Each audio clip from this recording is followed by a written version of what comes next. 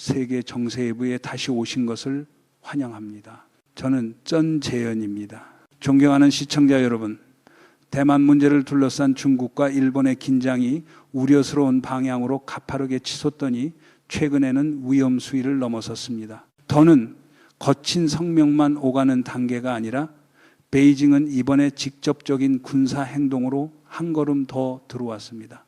말은 줄이고 엔진열을 올리겠다는 듯한 태도입니다. 중국의 제-25 전투기가 오키나와 남쪽 국제공역에서 임무 수행 중이던 일본 자위대의 F-15 전투기를 향해 레이더를 조준 고정했습니다.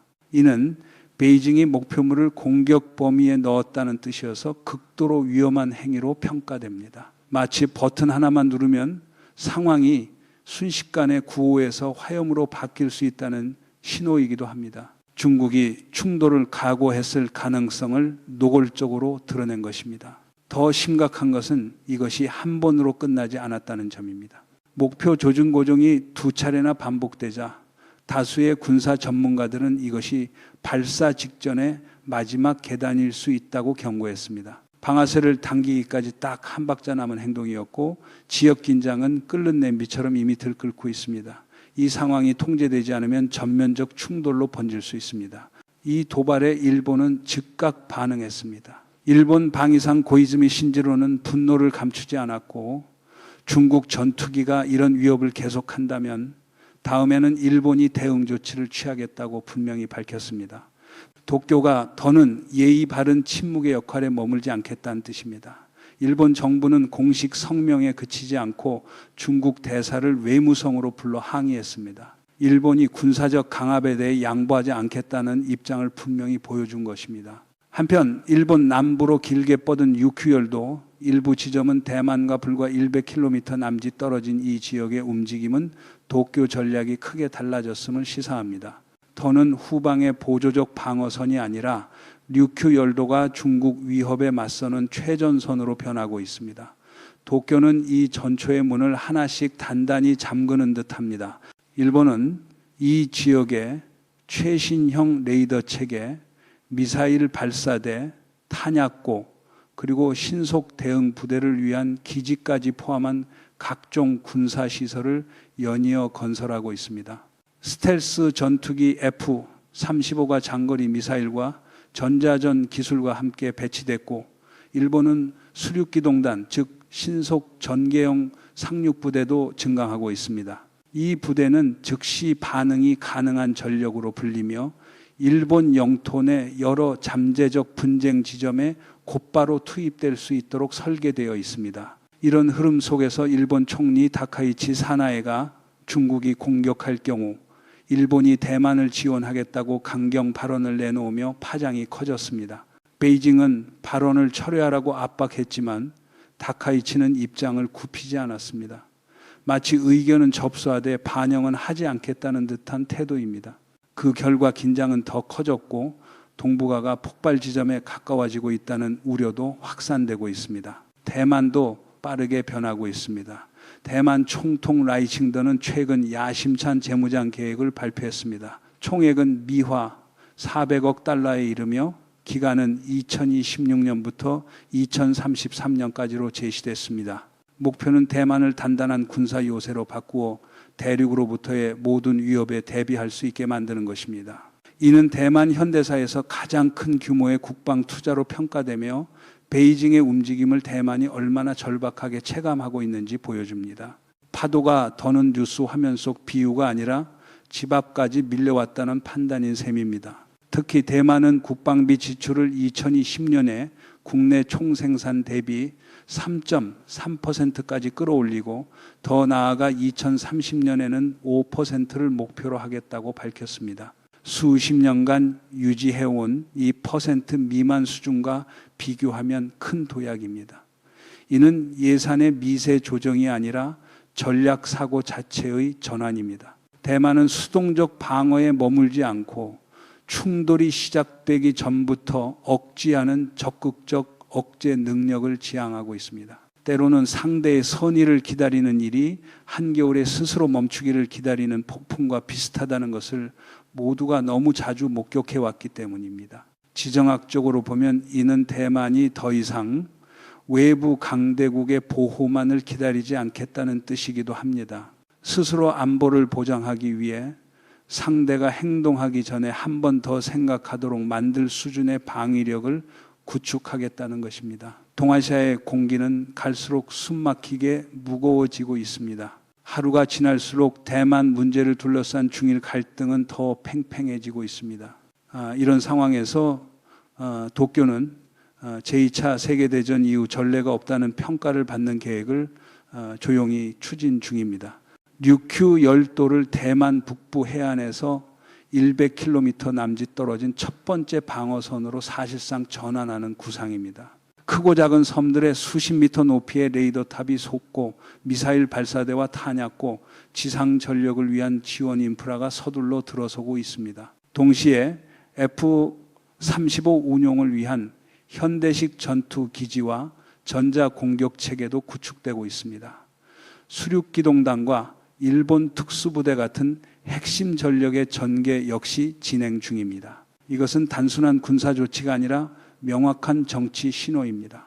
대만 해협이 긴장이 통제를 벗어나면 일본도 관여할 준비가 되어 있다는 메시지입니다. 다카이치 사나에가 대만이 공격받을 경우 일본이 방어하겠다고 공개적으로 말한 것은 베이징의 격렬한 반발을 불렀지만 동시에 도쿄가 더 이상 아시아 지정학의 판 바깥에 서 있지 않다는 점을 분명히 했습니다. 해협 건너편에서 대만도 결의를 드러내고 있습니다. 라이칭더가 발표한 재무장 프로그램은 미화 400억 달러라는 막대한 예산을 담고 있으며 대만 현대사에서 보기 드문 수준의 국방 투자입니다. 전 세계 군사 규모로 보면 400억 달러가 압도적 숫자가 아닐 수 있습니다. 그러나 제한된 면적과 인구를 가진 대만에게는 엄청난 점프입니다. 국방비는 2016년에 국내 총생산 대비 3.3%로 2030년에는 5%로 올린다는 계획입니다. 이 퍼센트 미만을 오랫동안 유지해온 과거와 비교하면 뚜렷한 변화입니다. 이 변화는 단순한 위협 대응이 아니라 타이베이의 안보 사고가 바뀌고 있음을 뜻합니다. 미국이나 일본 같은 큰 동맹의 구조 신호를 바라보던 단계에서 스스로 방어 능력을 규모와 질 모두에서 끌어올리는 단계로 넘어가고 있는 것입니다. 국제 정치에서 약속은 때때로 겨울 공기만큼이나 가볍게 흩어진다는 사실을 특히 러시아가 우크라이나에서 벌인 명분 없는 전쟁이 잔혹하게 증명했습니다. 거창한 구호로 포장해도 결국 남는 것은 파괴된 도시와 끝없는 청구서 그리고 침묵 속에서 불어나는 상처뿐이었습니다. 대만의 재무장 계획에서 큰 우선순위는 다층 방공 능력 강화와 무인 전력, 특히 UAV 중심 투자입니다. 타이베이의 새 군사 전략은 적극적 억제를 핵심에 두고 대만의 땅 한 뼘, 하늘과 바다의 한 킬로미터까지도 침공이 값비싼 대가를 치르게 만드는 장벽으로 만들겠다는 구상입니다. 다만 여기서 중요한 질문이 생깁니다. 대만은 실제 억제 효과를 얻기 위해 어떤 무기에 투자할 것인가? 방공, 체계, UAV, 미사일, 레이더, 전자전 기술 모두가 우선순위 목록에 올라 있지만 예산과 전개 시간을 최적화하도록 합리적으로 배치해야 합니다. 정치적 신뢰의 문제도 빼놓을 수 없습니다. 대만은 유사시 강대국의 즉각적 지원이 보장되지 않는다는 현실을 알고 있습니다. 우크라이나 전쟁 초기에 스스로 버텨야 했던 시간이 분명히 존재했습니다. 그 전쟁은 러시아의 특별이라는 수사가 얼마나 공허한지 그리고 전쟁이란 얼마나 쉽게 비극의 공장으로 굴러가는지를 보여주었습니다. 일본이 분명한 입장을 보이고 미국이 무기 판매와 방위 지원을 약속한다 해도 대만이 공격받는 즉시 군사 개입을 보장하는 문서는 없습니다. 그래서 대만은 무기를 구매하는 데서 끝나지 않습니다. 생존을 투자하고 있습니다. 군사력은 선택지가 아니라 존재 조건이 되고 있습니다. 라이칭더는 평화는 바람에서 오지 않고 적이 함부로 움직이지 못하게 만드는 힘에서 온다고 말한 바 있습니다. 이 철학은 대만의 새 방어 교리의 등뼈가 되었고 분석가들은 이를 고슴도치 전략이라고 부릅니다. 목표는 중국을 이기는 것이 아니라 모든 공격이 받아들이기 어려운 손실 위험과 마주치게 만드는 것입니다. 고슴도치는 먼저 공격하지 않지만 상대를 망설이게 할 만큼 날카로운 가시를 갖고 있습니다. 그리고 오늘날 국제정치에서 망설임은 가장 효과적인 억제 수단이 되곤 합니다. 러시아가 우크라이나에서 보여준 무모함이 역설적으로 각국의 계산기를 더 차갑게 만들었고, 전쟁은 낭만이 아니라 숫자와 시신 그리고 끝없는 후유증으로 남는다는 사실을 다시 각인시켰습니다. 대만 방어의 또 다른 축은 무인 전력, 특히 UAV를 비대칭 전쟁의 중심 요소로 키우는 것입니다. 우크라이나에서 UAV가 보여준 효과를 보며 대만은 방어력이 반드시 중장비나 대군 규모에만 달려있지 않다는 교훈을 얻었습니다. 작고 저렴하며 유연한 무기가 대량으로 운용될 때 상대에게 큰 피해를 줄 수 있다는 점입니다. 대만은 처음에 약 3,000대의 UAV 도입을 계획했지만 전문가들은 중국 위협을 고려하면 너무 적다고 평가했습니다. 그래서 더 큰 계획이 제시됐습니다. 특별 예산 400억 달러를 활용해 단기간에 UAV를 10만 대 수준으로 확대하겠다는 구상입니다. 이 무인 전력은 하늘에만 머무르지 않습니다. 바다 아래에서 운용되는 무인 잠수정, 즉 UUV까지 포함해 정찰형부터 표적을 향해 자폭할 수 있는 감시 및 타격형 전력까지 포괄합니다. 비교를 위해 말하자면 세계 최강으로 평가받는 미군도 작전 체계의 100만 대 수준의 UAV 통합을 염두에 두고 있습니다. 작은 섬인 대만이 그 10분의 1에 해당하는 규모를 노린다는 점은 현대 방어 전략에서 분기점이 될 수 있습니다. 더 중요한 것은 이것이 끝이 아니라는 점입니다. 대만은 2028년에 연간 UAV 생산량을 18만 대로 끌어올리겠다는 계획도 밝혔습니다. 2024년 예상치인 1만 대의 18배입니다. 초기에는 상당 부분을 수출의 외화를 벌고 생산 라인을 유지하되 전쟁이 벌어지면 전 라인을 국방 생산으로 전환하는 방식입니다. 민간 산업을 부드럽게 군사화하는 모델이라고 볼 수 있습니다. 전술적으로 UAV는 대만을 중국의 눈에 떠 있는 지뢰밭으로 만드는 핵심 수단이 됩니다. 대만은 산지가 많고 해안이 얕으며 해류가 복잡합니다. 자폭형 UAV대가 동시에 투입되면 대륙발 상륙작전을 크게 저지할 수 있습니다. 목표는 중국군을 전부 섬멸하는 것이 아니라 베이징이 인력과 시간에서 감당하기 어려운 비용을 치르게 하는 것입니다.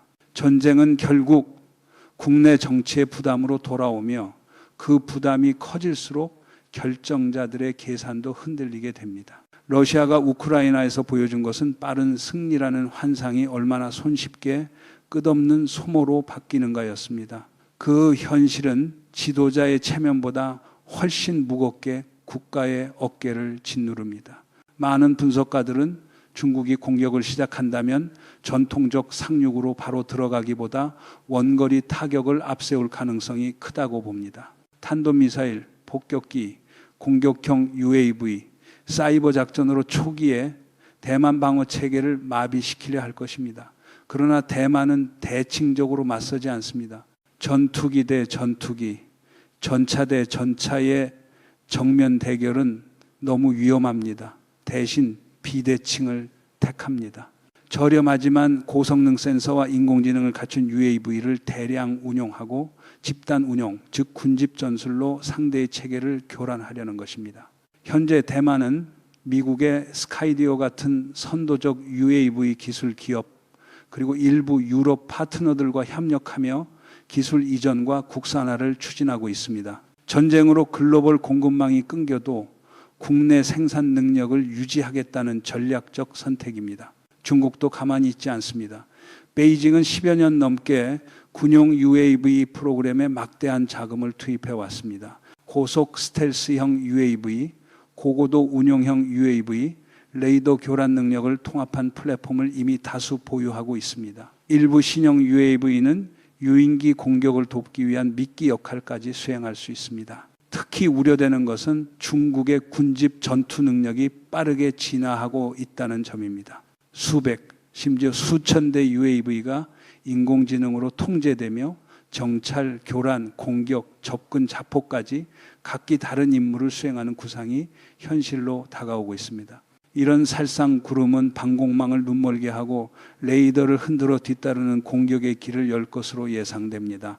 베이징이 실제로 공격을 감행한다면 첫 파도는 전투기나 군함이 아니라 UAV일 가능성이 큽니다. 그 표적은 발전시설, 통신 인프라, 보급로, 핵심 군사기지 같은 전략 기반 시설이 될 것입니다. 초기의 반응 능력을 붕괴시키는 마비 전략입니다. 그래서 대만의 UAV 강화는 기술 유행이 아니라 생존 조건이 됩니다. 수천 대의 UAV가 독립적으로 혹은 군집으로 움직이며 손실을 줄이고 방어 능력을 키우고 저항 시간을 늘리려는 것입니다. 국제사회가 개입할 시간, 그 시간을 벌어야 하기 때문입니다. 우크라이나가 피로써 보여준 것도 바로 이 시간의 가치였습니다. 러시아의 무의미한 전쟁은 승리의 선언보다 먼저 시간과 인내를 시험했고 그 대가는 끝없이 늘어났습니다. UAV가 대만 비대칭 방어의 창끝이라면 다층 방공 체계는 섬 전체를 지키는 심장입니다. 대만은 이스라엘의 아이언돔에서 영감을 받아 통합형 방공망을 발전시키려 하며 계획상 이 체계는 T돔이라는 이름으로 불립니다. 이는 단순 무기 사업이 아니라 대만의 생존 의지를 상징하는 프로젝트입니다. 계획에 따르면 T돔은 400억 달러 재무장 예산 중 약 320억 달러를 차지합니다. 사업은 2026년에 시작해 2034년에 전 체계를 완성하는 일정으로 제시되었습니다. T돔은 기존처럼 방공체계가 제각각 따로 움직이는 방식이 아니라 목표 탐지부터 요격수단 선택까지 실시간으로 연결되는 통합 네트워크로 설계됩니다. 모든 레이더, 지휘체계, 발사대가 하나의 통합 지휘체계 아래 연동됩니다. 그래서 위협이 탐지되면 그것이 UAV든 미사일이든 포탄이든 시스템이 자동 분석해 최적의 요격 방안을 선택하고 오발이나 중복 발사, 탄약 낭비를 최대한 줄이려 합니다. 예를 들어 소형 UAV가 레이더에 잡히면 T돔은 값비싼 장거리 미사일을 무작정 쓰지 않고 더 저비용의 요격 수단을 우선 적용하거나 향후 통합될 수 있는 지향성 에너지 방어 같은 옵션을 활용하도록 설계될 수 있습니다. 이것은 상대의 화력 폭풍에 맞서 장기간 방어를 유지하기 위한 현실적 계산입니다. 누구도 무한 예산으로 밤낮 없이 불꽃놀이를 할 수는 없기 때문입니다. T돔은 정적인 방패에 그치지 않고 능동 방어 철학을 담습니다. 공격을 맞고 나서 반응하는 것이 아니라 위협이 레이더에 나타나는 순간부터 식별, 추적, 대응합니다. 특히 우선순위 목표를 분류하는 능력은 정교한 위장 속의 숨은 주력, 타격을 놓치거나 잘못 반응하는 위험을 줄이는 데 중요합니다. 대만은 미국의 패트리엇 같은 기존 체계나 자국 개발 체계인 스카이 보호를 없애려 하지 않습니다. 대신 그것들을 T돔의 네트워크에 통합해 일원화와 효율을 확보하려 합니다. 과거처럼 여러 레이더와 발사대가 각자 움직이면 한 목표에 두 부대가 동시에 발사해 낭비가 생길 수 있습니다. 그러나 중앙 조정 방식에서는 한 부대만 교전하도록 지정되고 표적 유형과 위험도에 가장 적합한 무기가 선택됩니다. 무엇보다 T돔은 대만의 지형과 인구 분포에 맞춰 설계됩니다. 산지가 빽빽하고 도시가 밀집해 있으며 핵심 인프라가 촘촘히 엮여 있는 환경에서 목적은 대규모 반격이 아니라 생명선 보호입니다. 발전소, 통신 인프라, 지휘 중추, 보급 거점 같은 목표를 지키는 것이 핵심입니다. 대만은 반격에서 전략적 우위를 갖기 어렵지만 상대가 쉽게 승리를 확신하지 못하게 만들 수는 있습니다. 대만의 방어는 승리를 보장하는 것이 아니라 베이징이 작전 성공을 확신할 수 없도록 만드는 부정의 억제입니다. 승리, 확신이 흔들리는 순간이야말로 전쟁을 막는 가장 단단한 장벽이 됩니다. 러시아가 우크라이나에서 그 확신을 과신했다가 결국 세계 앞에 끝없는 수렁을 펼쳐 보인 것처럼 말입니다. 하지만 T돔 같은 체계는 역설도 품고 있습니다. 베이징은 대만의 방어력 강화조차 도발로 해석할 수 있으며 이는 군사 문제가 아니라 정치 문제이기도 합니다. 시진핑은 대만 통일을 포기할 수 없는 역사적 사명이라고 여러 차례 강조해 왔습니다. 그래서 대만의 방어 조치가 방어일 뿐이라 해도 중국은 그것을 서방이 대만을 빌려 중국을 포위하는 계획의 일부로 규정할 수 있습니다. 스스로 각본을 쓰고 스스로 격앙되는 장면이 반복되는 셈입니다. 대륙 해안에서 약 180km 떨어진 곳에 첨단 방공망이 구축되는 것은 중난 하이의 체면과 전략 지향을 건드릴 수밖에 없습니다. 실제로 중국은 티돔 같은 통합 방공 체계를 무력화하기 위한 무기를 적극 개발하고 있습니다. 마하 5을 넘는 속도와 기동 비행이 가능한 극초음속 무기, 전통 레이더의 악몽이 되는 기술입니다. 여기에 전자전 무기를 더해 레이더를 교란하거나 마비시키고 심지어 신호를 속여 티돔이 오판하도록 만들 수 있습니다. 또한 중국은 레이더 방사원을 찾아 파괴하는 대레이더 미사일 능력도 확대하고 있습니다. 그리고 수백 개의 가짜 및 진짜 목표를 동시에 쏟아붓는 포화 전술을 결합하면 방공망을 과부하시켜 모든 파도를 처리하지 못하게 만들 수 있습니다. 아시아 태평양의 지정학적 그림에서 대만 해협은 방어와 공격이 숨막히게 경주하는 공간이 되고 있습니다. 한쪽에는 티돔과 자폭, UAV 전력 같은 방어 기둥을 세우는 타이베이가 있고 다른 쪽에는 포화, 화력, 극초음속, 정교한 전자전을 앞세우는 베이징이 있습니다. 살아남기 위한 질문은 분명합니다. 방패가 앞서갈 것인가? 창이 앞서갈 것인가? 대만은 철의 띠를 만들고 중국은 그것을 뚫을 방법을 끝없이 찾고 있습니다. 자위와 도발의 경계는 어느 때보다 얇아졌습니다. 대만이 새 레이더를 설치하거나 자폭 UAV를 배치할 때마다 중국은 그것을 단순 방어가 아니라 전략 선언으로 받아들입니다. 중국의 시각에서 이것은 방어의 무기화이며 서방이 대만의 손을 빌려 중국을 제약한다는 이야기로 연결됩니다. 과거의 논쟁이 완전히 사라지지 않은 가운데 도널드 트럼프가 한때 전 세계를 요격 체계로 덮는 골든돔 구상을 내비친 일이 떠오릅니다. 시진핑과 블라디미르 푸틴은 즉각 반발했고 전략 균형의 붕괴가 세계를 충돌의 가장자리로 밀어넣을 것이라고 경고했습니다. 이제 대만은 그 경고와 현실이 만나는 교차점에 서 있습니다. 중국은 기다리지 않습니다. 베이징은 자폭 UAV부터 레이더 교란 수단까지 다층 공격을 시험하며 어떤 방어 체계든 과부하에 빠뜨릴 수 있는 조합을 모색하고 있습니다. 포화 전술은 전략 카드가 되고 있습니다. 수백 발의 탄두, 가짜 목표, 전자파 교란이 동시에 투입되어 요격 능력을 마비시키는 방식입니다. 대만 내부 정치도 갈라져 있습니다. KMT는 특별 국방 예산에 반대하며 긴장 고조를 우려합니다. 그러나 청년층의 시각은 다릅니다. 20세에서 29세 사이 대만 청년의 70% 이상이 국방 강화에 찬성한다는 여론이 있습니다. 그들은 자유를 택하고 공포 속에서 고개 숙이는 삶을 거부합니다.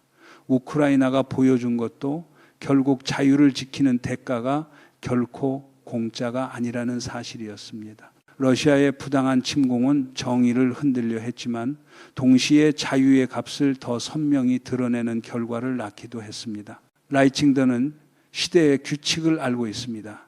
그는 멀리 있는 약속에 기대기보다 힘을 통한 평화를 추구합니다. 이제 군사화는 단순 반응이 아니라 선언이 됩니다. 이 섬은 결코 쉽게 굴복하지 않겠다는 선언입니다. 세계가 우크라이나를 보며 방어의 교훈을 되새기는 동안 대만에서는 모든 수가 생존의 바둑판 위에서 계산되고 있습니다. 중국은 시점을 고를 수 있지만 대만은 그 운명의 날에 수동적으로 끌려가지 않기 위해 준비하고 있습니다. 여기까지가 오늘 세계 정세 해부의 내용입니다. 세계 정세 해부는 여러분의 소중한 댓글을 늘 기다립니다. 안녕히 계십시오. 다음에 다시 뵙겠습니다.